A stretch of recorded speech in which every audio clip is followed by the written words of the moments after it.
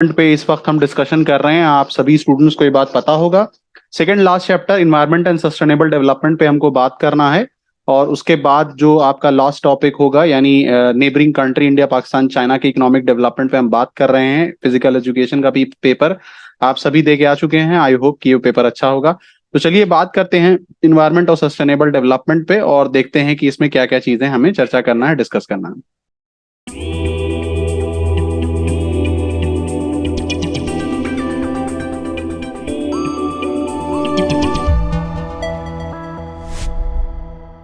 Okay everyone, so let us start with the environment and sustainable development, जहां पे हम बात करेंगे कि इन्वायरमेंट और सस्टेनेबल डेवलपमेंट है क्या और इसको पढ़ना क्यों जरूरी है, क्या इंपॉर्टेंस है। शुरू करने से पहले हर बार की तरीके से as a part of my introduction, my name is Hamza UB and I am a founder and speaker of this platform called as the economics on the move. And simultaneously, I'll request everyone to please like, share and subscribe to our channel, to our platform। और साथ ही साथ recommend करिए उन students को जो कि 17th of March को board का एग्जाम देने जा रहे हैं। तो चलिए स्टार्ट करते हैं और देखते हैं ये चैप्टर में है क्या क्या जिसपे हमको बातें करनी है। तो सबसे पहली चीज यही हो जाती है कि व्हाट इज एनवायरनमेंट। एनवायरनमेंट होता क्या है? तो environment is defined as all those conditions and their effects which influences human life. यानी एनवायरनमेंट पे जब हम बात करते हैं तो वो सारी कंडीशंस के बारे में बात करता है जो कि ह्यूमन लाइफ को इफेक्ट कर सकता है, उस पर किसी ना किसी प्रकार का इंपैक्ट डाल सकता है। या फिर it is the sum total of surrounding and the totality of resources that affect our environment existence and the quality of life. यानी वो सारी चीजें जिससे बेसिकली हम सब घिरे हुए हैं और जो हमारी क्वालिटी ऑफ लाइफ पे किसी ना किसी फॉर्म पे इम्पैक्ट डालता है। चाहे एनिमल्स की बात करें, चाहे हम प्लांट्स की बात करें, चाहे हम रिवर वाटर बॉडीज की बात करें, ये सारी चीजों से हम ह्यूमन घिरे हुए हैं और किसी ना किसी प्रकार में वो इम्पैक्ट हमारे ऊपर डालता है। इन्वायरमेंटल प्रोटेक्शन एक्ट 1986 डिफाइन करता है। उससे पहले याद रखिएगा कि ये कौन सा एक्ट है, 1986 का, ये डेट रिमेंबर करिएगा। क्या डिफाइन करता है कि environment include water, air and land and the inter relationship which exist among between water, air, land, and the human being and other creatures, plants, microorganism and property। Okay, so when we talk about Environmental Protection Act, क्या है उसमें कि environment में water, air, land के बीच की inter relationship जो exist करती है, यानी water, air, land, human being और बाकी जो क्रिएचर्स होते हैं, प्लांट, माइक्रो ऑर्गेनिज्म, ये सारे चीजों के बीच में एक रिलेशनशिप देखा जाता है और आपस में एक डिपेंडेंसी देखी जाती है। तो उसी को हम इन्वायरमेंटल प्रोटेक्शन एक्ट, उसको इन्वायरमेंट को इस तरीके से कुछ डिफाइन करता है कि इन्वायरमेंट का मतलब वहां वाटर भी होता है, उसमें एयर भी आता है और लैंड भी आता है और उसके बीच में एक इंटर रिलेशनशिप जो कि एग्जिस्ट करती है इन सारी चीजों के बीच में। उसके बाद अगर हम बात करें कि what is the significance and functions of environment, तो सबसे पहले क्या है, environment offer resource for production. यानी अगर हम बात करें कोल की बात कर लें, हम बहुत तरीके की गैसेस की बात कर लें, हम क्रूड ऑयल की बात करें, हम और भी एलिमेंट्स की या फिर रॉ मटेरियल की बात करते हैं जो कि इन्वायरमेंट का पार्ट होता है और ह्यूमंस के प्रोडक्शन में बहुत बड़ा रोल प्ले करता है। Environment sustains life. लाइफ को प्रॉपर रखने के लिए आपको पता है कि एयर का, वाटर का, सनलाइट का काफी इस्तेमाल होता है, काफी यूज होता है। Environment assimilate waste. हमारा जो इन्वायरमेंट होता है उसकी खासियत ये भी होती है कि जो भी वेस्ट चीजें होती हैं उन वेस्ट चीजों को वो एक्यूमुलेट कर लेता है, जज्ब कर लेता है, अंदर अपने में समा लेता है। Environment enhance quality of life. Environment हमारी क्वालिटी ऑफ लाइफ को इनहेंस करता है। यानी अगर मैं इन्हीं चीजों पे बात करूं तो ये वाटर बॉडीज जो होती हैं, ठीक है, या फिर अगर इस तरीके की जो ये आपके रिवर बॉडीज होती हैं, या फिर आपके जो वाटरफॉल होते हैं, या फिर डिफरेंट डिफरेंट टाइप की जो ये बर्ड्स वगैरह होती हैं, इन सब पे अगर मैं चर्चा करूं, बात करूं, तो ये क्या होती है, हमारी क्वालिटी ऑफ लाइफ को कहीं ना कहीं इनहेंस करती है और ब्यूटीफाई करती है, मॉडिफाई करती है, बहुत ही खूबसूरत बना देती है। यहाँ पे दो चीजें हैं जिस पे बात कर लेते हैं कि renewable resources are those which can be replenished and are not likely to be exhausted और depleted. Example wood, sea animals. ठीक है, देखिए रिन्यूएबल रिसोर्सेज की बात की जाए तो रिन्यूएबल रिसोर्सेज वो होती हैं जो कि एक तरीके से रिन्यू हो सकती हैं। जैसे मान लीजिए कि हम वुड की बात करें, हम सी एनिमल्स की बात करें, तो ये रिन्यू हो जाती है। लेकिन नॉन रिन्यूएबल रिसोर्सेज वो होती हैं विच लाइकली टू बी एग्जॉस्टेड और डिप्लीटेड ऑन यूज। जैसे फॉसिल फ्यूल खत्म हो जाती है, अगर आपने इस्तेमाल कर लिया तो वो खत्म हो जाएगा। इसी के साथ साथ कुछ और डिफिनेशंस हैं जिनके ऊपर बात कर लेते हैं।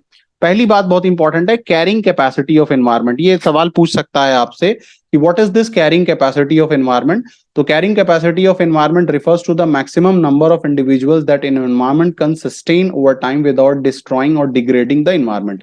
अब देखिए, ये माना भी जाता है कि लेट सपोज ये एरिया है, अब इस एरिया में अगर मान लेते हैं कि 1 लाख की कैपेसिटी है, लेकिन अगर 10 लाख के करीब लोग आके इसमें रह रहे हैं, तो जो इन्वायरमेंट की कैरिंग कैपेसिटी है उससे ऊपर हो जाएगा। इन्वायरमेंट की कैरिंग कैपेसिटी तो क्या है कि 1 लाख के करीब लोग जो हैं यहाँ पे रह सकते हैं, लेकिन पता क्या चल रहा है कि 10 लाख के करीब लोग यहाँ पे आके रह रहे हैं, ठीक है। तो इसका मतलब कि ये इन्वायरमेंट की जो कैरिंग कैपेसिटी है उसके ऊपर होगा। अगर ये होगा तो इसकी वजह से क्या प्रॉब्लम होगा, it will leads to the degradation of environment. Next, environmental crisis occur when carrying capacity of environment is challenged। देखिए चैलेंज हो रहा है, कैरिंग कैपेसिटी है 1 लाख, रहे कितने रहे 10 lakh, through excessive exploitation of natural resources और through excessive generation of waste. यानी जब आप बहुत ज्यादा नेचुरल रिसोर्सेज को एक्सप्लॉयट करोगे, यानी अगर मैं एक बात करूं यहाँ पे, तो डिफॉरेस्टेशन की बात अगर करूं, तो डिफॉरेस्टेशन में क्या होता है, सिस्टमैटिक कटिंग ऑफ फॉरेस्ट। बहुत ज्यादा अगर फॉरेस्ट की कटिंग की जा रही है, या फिर अगर मैं बात करूं पोल्यूशन वगैरह की, तो ये चीजें भी जो होती हैं कहीं ना कहीं इन्वायरमेंटल क्राइसिस को जन्म देती है, और जो कैरिंग कैपेसिटी ऑफ इन्वायरमेंट होती है उसको चैलेंज करती है। Over use of resources refers to the excessive exploitation of natural resources to achieve higher rate of growth. जैसे मान लीजिए फॉसिल फ्यूल बहुत ज्यादा, ट्री फॉलिंग, अब क्या है, अर्बनाइजेशन बहुत ज्यादा हो रहा है, लोगों को घरों की जरूरत है, तो उसके लिए एक सिस्टमैटिक पेड़ों की कटिंग जो हो रही है वो भी कहीं ना कहीं इन्वायरमेंटल प्रॉब्लम को बहुत ज्यादा जन्म दे रही है। Misuse of resources refers to the situation when resources are diverted to wrong use causing environmental degradation. Misuse of resources की बात करें तो ये यूज का, रिसोर्सेज का मिसयूज का मतलब ये है कि रिसोर्सेज को रॉन्ग तरफ डाइवर्ट कर देना, और जिसकी वजह से इन्वायरमेंटल प्रॉब्लम या इन्वायरमेंटल डिग्रेडेशन उससे जन्म ले। ओके, अब देखिए नेक्स्ट चीज पे बात कर लेते हैं कि what are the basic problem which are related with the environment. यानी अब इन्वायरमेंट पे ही हम चर्चा कर रहे हैं। हमने बात किया कि इन्वायरमेंट की इंपॉर्टेंस क्या है, उसके बाद हमने कुछ डेफिनेशंस पे बात की, उसके बाद हमने बात किया कि भाई जो बेसिक प्रॉब्लम है इन्वायरमेंट को लेके वो क्या क्या है। सबसे पहला क्या है, प्रॉब्लम ऑफ पोल्यूशन। ये तो बहुत बड़ी समस्या है, बहुत बड़ी दिक्कत है। दूसरी चीज क्या है हमारी, प्रॉब्लम ऑफ एक्सेसिव एक्सप्लॉयटेशन। तो सबसे पहले हम ऑब्वियसली प्रॉब्लम ऑफ पोल्यूशन पे बात कर लेते हैं। तो पोल्यूशन को डिफाइन आप कैसे करोगे, pollution refers to those activities of production and consumption which challenge the purity of air and water and thereby pollute the environment। अब यहीं पे अगर आप देखो तो यहाँ पे क्या है, जो मास लेवल पे पोल्यूशन हो रहा है, ये पोल्यूशन क्वालिटी ऑफ एयर को खराब करता है। साथ ही साथ ये फैक्ट्रियों से जो प्रोडक्शन हो रहा है, प्रोडक्शन के बाद जो ये वेस्ट पार्ट होता है, वेस्ट पार्ट का क्या होता है, ये वाटर बॉडीज में जाके मिल जाता है, और इसके थ्रू क्या होगा, वाटर पॉल्यूशन को ये जन्म देता है। सबसे पहली बात करें एयर पॉल्यूशन की, it occurs owing to the presence of pollutant in the air. यानी एयर पॉल्यूशन में होता क्या है कि जितने भी पॉल्यूटेंट वगैरह होते हैं वो एयर में जाके मिल जाती हैं और क्वालिटी ऑफ एयर को खराब कर देते हैं, पहली बात। Following factor contribute to air pollution, जैसे मान लीजिए कि स्मोक इमिटेड बाय इंडस्ट्रीज, यानी ये जो इंडस्ट्रीज वगैरह से जो स्मोक निकलता है ये भी। Second, poisonous gases emitted in the presence of chemical treatment of material. अब जैसे मान लीजिए कि प्लास्टिक और लेदर फैक्ट्रियां जो होती हैं, उसमें से जो केमिकल निकलते हैं वो, जैसे मैंने बोला कि वाटर बॉडीज में जाके मिल रहे हैं और पानी की क्वालिटी को खराब कर रहे हैं, और उसी पानी को जब हम कंजप्शन करते हैं तो तरह तरह की बीमारियां जो है जन्म लेती है। Emission of gases bye motor vehicle, ये भी एक बहुत बड़ी प्रॉब्लम है कि बड़ी तादाद में जो मोटर व्हीकल्स हैं उससे निकलने वाला जो गैसेस होती हैं तरह तरह की, वो भी इन्वायरमेंट को बहुत ज्यादा खराब कर रही है।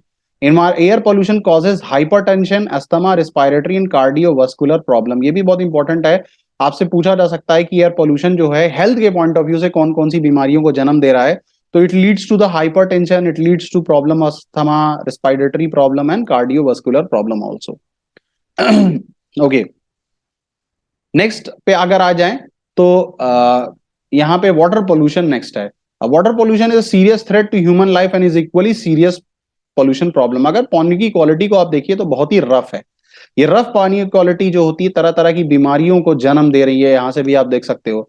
तो domestic sewerage that flows into river and streams, industrial waste streaming into the river, thermal power houses discharging ash mixed with the water, ये सारी चीजें जो हैं जाके अल्टीमेटली पानी में मिल रही है और उसी पानी का कंजप्शन हो रहा है, और it leads to a multiple type of problems. यहाँ पे एक छोटी सी बात लिखी हुई है, इसको भी देख लेते हैं कि farmer often wash vegetables in the hand pump full of untreated sewage water.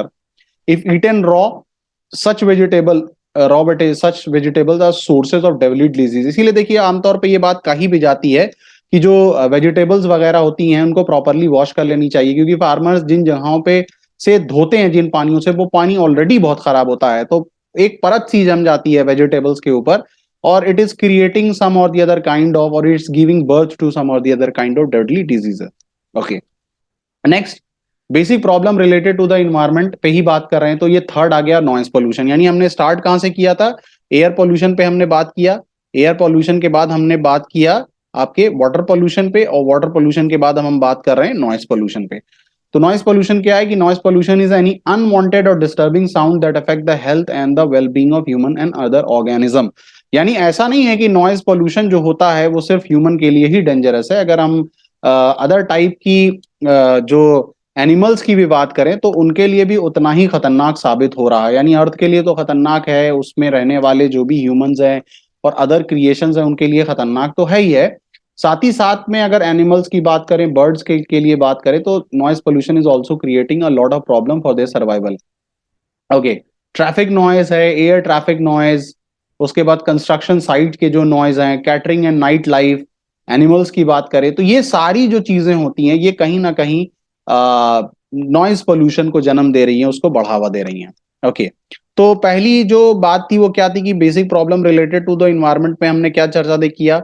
हमने बात किया प्रॉब्लम ऑफ पोल्यूशन पे। अब problem of excessive exploitation of natural resources पे भी बात कर लेते हैं कि how it is creating a problem for the nature. Second aspect of environmental problem related to the excessive exploitation of natural resources or degradation of resources. Natural resources refers to the forest, minerals, soil.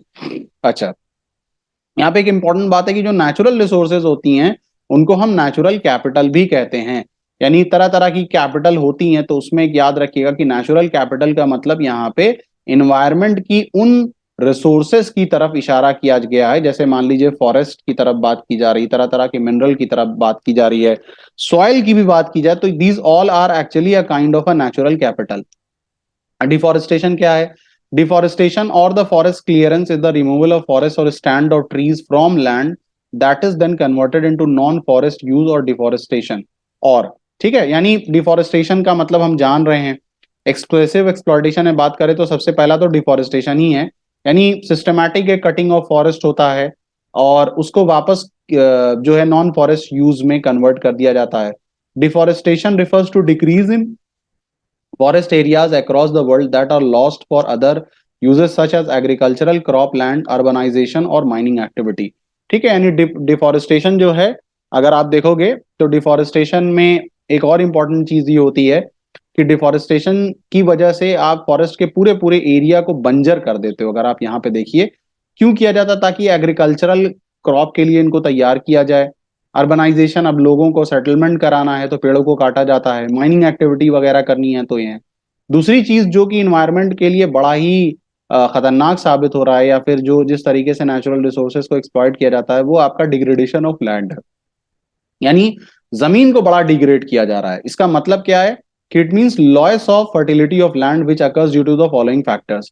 Soil erosion की बात की जाए तो यहाँ पे degradation of land में actually ये अगर हमारी जमीन है तो इसका जो ये टॉप सॉइल का हिस्सा होता है, ये टॉप सॉइल का हिस्सा बहुत ज्यादा डैमेज होता है या फिर एक तरीके से पूरी तरीके से खत्म हो जाता है। और यही टॉप सॉइल जो है ये मेजर न्यूट्रिएंट अपने साथ रखती है, जैसे नाइट्रोजन, फॉस्फोरस, पोटेशियम। यानी ये तीन जो न्यूट्रिएंट्स हैं, these three nutrients are actually playing a very important role in the production of crop. जैसे नाइट्रोजन की बात करें, फॉस्फोरस की बात करें, पोटेशियम की बात करें, यानी जो मिट्टी की ऊपरा हिस्सा होता है, ये ऊपरा हिस्सा एक्चुअली इन तरीके के न्यूट्रिएंट्स को अपने साथ लिया होता है, जो कि आपकी क्रॉप की प्रोडक्शन में बड़ा इंपॉर्टेंट रोल प्ले कर सकता है। तो आपसे ये क्वेश्चन पूछा जा सकता है कि सॉइल इरोजन में कौन तीन तरीके की न्यूट्रिएंट्स डैमेज होती हैं? तो याद रखिए, it is the nitrogen, phosphorus and the potassium. Okay, अब आगे आ जाते हैं कॉजेज ऑफ इन्वायरमेंटल डिग्रेडेशन पे। अगर हम बात कर रहे हैं तो कॉजेज ऑफ इन्वायरमेंटल डिग्रेडेशन पे भी थोड़ा बात कर लेते हैं। तो इन्वायरमेंट का जो डिग्रेडेशन हो रहा है, डिग्रेडेशन मतलब क्या है कि फिर से वही बात है कि जो इन्वायरमेंट का अपना कैरिंग कैपेसिटी है, कैरिंग कैपेसिटी जो शुरू में हमने बात किया था, क्या था कैरिंग कैपेसिटी की 1 लाख के करीब लोगों को रहने की जगह है, और अब पता चल रहा है कि 10 लाख के करीब लोग रह रहे हैं। तो ये कैरिंग कैपेसिटी जो है वो पूरी तरीके से इसमें डैमेज हो जा रहा है। सबसे पहला क्या है आपका पॉपुलेशन एक्सप्लोजन। बहुत बड़ी तादाद में ये जो आबादी है, ये आबादी भी इन्वायरमेंट की कैरिंग कैपेसिटी को डैमेज कर रहा है। यानी जो रिसोर्सेज हैं, जो रिसोर्सेज जो सप्लाई कर सकती हैं, वो अगर फॉर एग्जाम्पल मान लीजिए कि 1 लाख लोगों के बराबर रिसोर्सेज हैं, तो पता ये चल रहा है कि जो डिमांड है बिकॉज ऑफ एक्सेसिव पॉपुलेशन, वो डिमांड इस वक्त कम से कम 10 लाख के बराबर है। यानी फ्रूट्स की डिमांड 10 लाख के बराबर है, सप्लाई 1 लाख हो पा रही है। क्रॉप 10 लाख की डिमांड है, 1 लाख के करीब सप्लाई हो पा रही है। या फिर तरह तरह की जो पेड़ है, तरह तरह की जो चीजें हैं, वो डिमांड बहुत हाई है, सप्लाई उतनी नहीं हो पा रही है, पहली बात।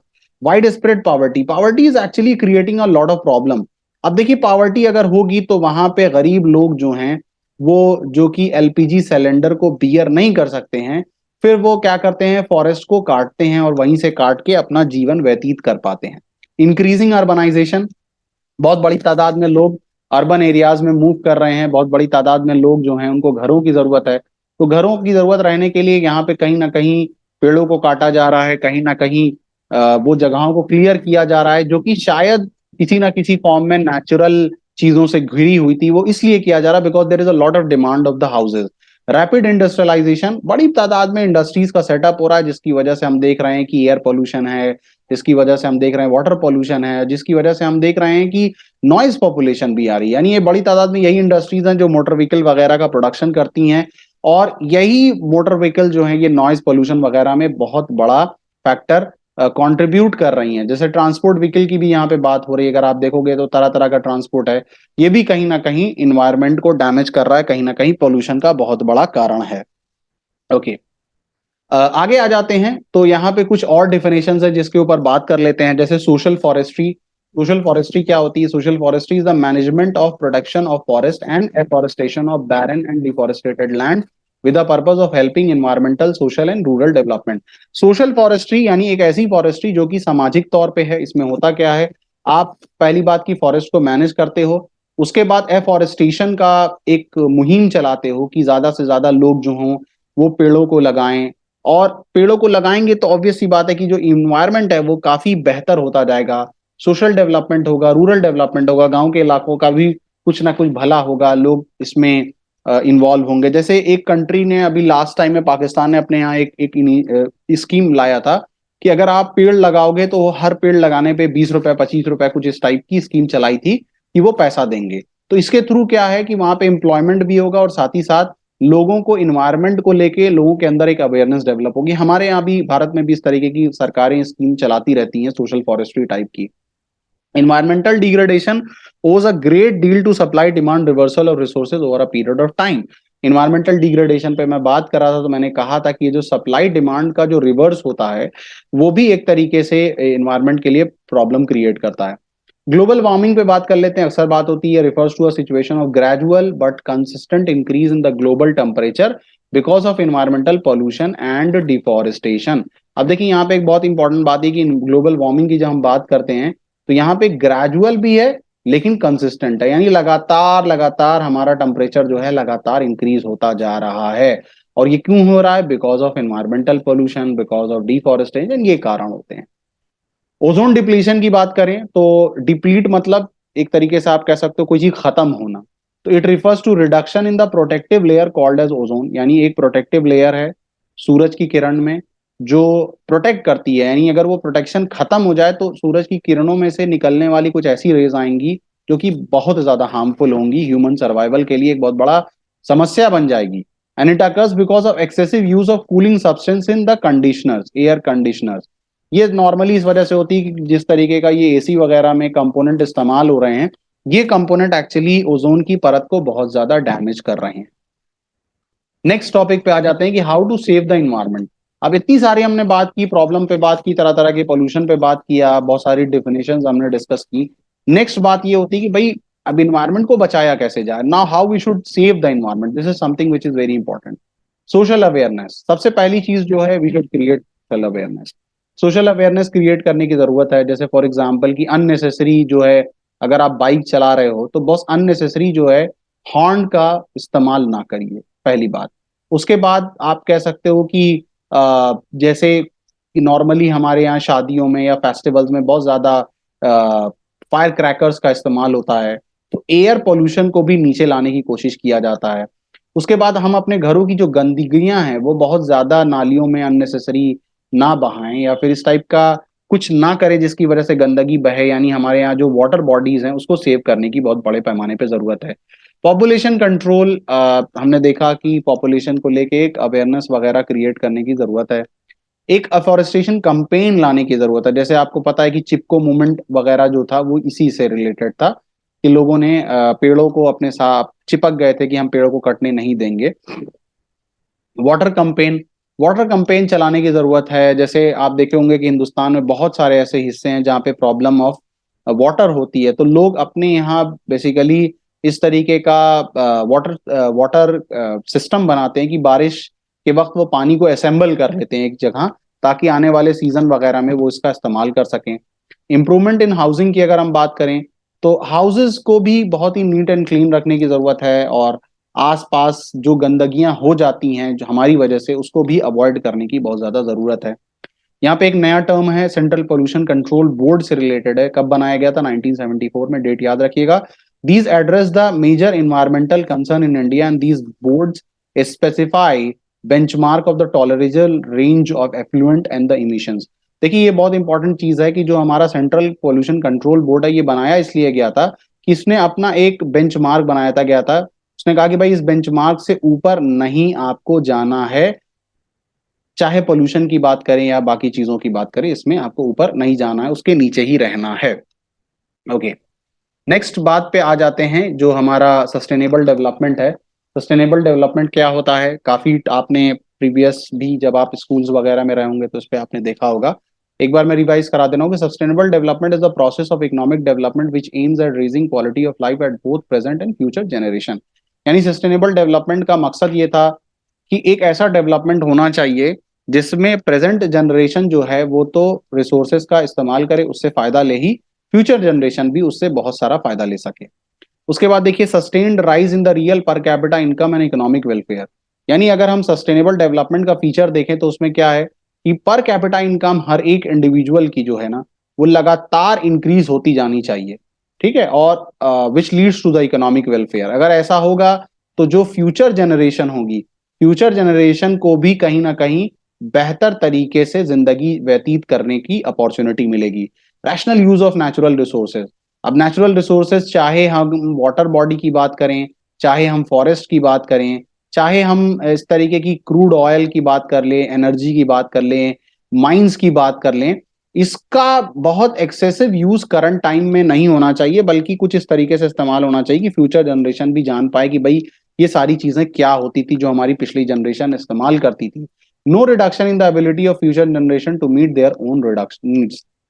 किसी भी प्रकार की फ्यूचर जनरेशन को जो रिसोर्सेज मिलने की पॉसिबिलिटी है उसमें कोई भी प्रकार की कमी नहीं आनी चाहिए। ओके, नेक्स्ट और लास्ट टॉपिक पे आ जाते हैं, strategies for the sustainable development. यानी स्ट्रैटेजी क्या होनी चाहिए सस्टेनेबल डेवलपमेंट के लिए? पहली क्या है? Input efficient technology. यानी एक ऐसी टेक्नोलॉजी का इस्तेमाल होना चाहिए, तो ऐसी टेक्नोलॉजी का इस्तेमाल होना चाहिए जिस टेक्नोलॉजी में आप कम से कम इनपुट का इस्तेमाल करिए, लेस इनपुट का इस्तेमाल करिए, और आपका आउटपुट जो रहना चाहिए बहुत हाई रहना चाहिए। ठीक है, यानी थोड़ा सा इनपुट इस्तेमाल करके आपके प्रोडक्शन बहुत हाई हो जाने चाहिए। Next, use of environment friendly sources of energy. अब environment friendly sources of energy का मतलब है कि यहाँ पे एक्चुअली हम एलपीजी की बात कर रहे हैं, यहाँ पे हम सीएनजी वगैरह की बात कर रहे हैं। ठीक है, यानी ये वो चीजें हैं। अब हमको पता है कि एलपीजी से पहले जो है जिस तरीके से कुकिंग वगैरह होती थी वो कहीं ना कहीं हमारी जो फीमेल सेक्शन के लिए बड़ा खतरनाक साबित होता था। सीएनजी की अगर हम बात कर लें तो सीएनजी काफी बेहतर साबित हो सकती है पोल्यूशन को रिड्यूस करने में। यूरोप ने 2035 अपने यहाँ एक लिमिट बनाई है कि 2035 के बाद हमारे यहाँ जो भी पेट्रोल और डीजल कार हैं वो बैन हो जाएंगी। हम पूरी तरीके से इलेक्ट्रिक व्हीकल पे जाने वाले हैं। यानी एक तरीके से आप कह सकते हो कि 12-13 साल बाद यूरोप में, यूरोपियन यूनियन जो इनके यहाँ है, यूरोपियन यूनियन, इसने ये फैसला लिया है। खैर, अच्छी चीज है सस्टेनेबल डेवलपमेंट को करने के लिए। Convert sunlight into solar energy and solar energy into electricity, ये सोलर पैनल वगैरह की बात की जाए तो ये भी एक अच्छा सोर्स साबित हो सकता है, जहां से हम सोलर एनर्जी को यानी सन की रेज को, किरणों को सोलर एनर्जी में और सोलर एनर्जी को वापस इलेक्ट्रिसिटी में कन्वर्ट कर सकते हैं। आपने देखा होगा कि विंड पैनल वगैरह भी देखा होगा, जो बड़े बड़े विंड फैन लगे होते हैं उन विंड फैन का भी इस्तेमाल किया जाता है। शिफ्ट टू ऑर्गेनिक फार्मिंग, यानी हम जो एक तरीके से केमिकल बेस्ड जो हमारे यहाँ फार्मिंग है, उस केमिकल से अगर हम ऑर्गेनिक की तरफ मूव कर जाएं तो ये कहीं ना कहीं एक बेहतर तरीका साबित होगा सस्टेनेबल डेवलपमेंट के लिए। सो डियर स्टूडेंट्स, हमने काफी कुछ इस पे डिस्कशन किया, कई टॉपिक्स पे हमने बात किया। इन्वायरमेंट के अलग अलग इश्यूज पे बात किया कि इन्वायरमेंट किस किस तरीके से डैमेज होता है, क्या क्या प्रॉब्लम्स हैं, उनके सारी समस्याओं को लेके हमने एक लंबा चौड़ा डिस्कशन किया है। आई होप कि ये लेक्चर आपको पसंद आया होगा। लास्ट टॉपिक जो economic development of India, Pakistan and China में आपके साथ शेयर करूंगा, और उसके बाद जो भी आप हमारे पास 2-3 दिन बजेगा उसमें मैं कोशिश करूंगा कि वन शॉट आपको लेके आपके साथ आऊं, ताकि हम जल्दी जल्दी इंडियन इकोनॉमिक डेवलपमेंट का रिवीजन कर लें। So that was all about from my side. Stay blessed guys and keep on watching. Thank you.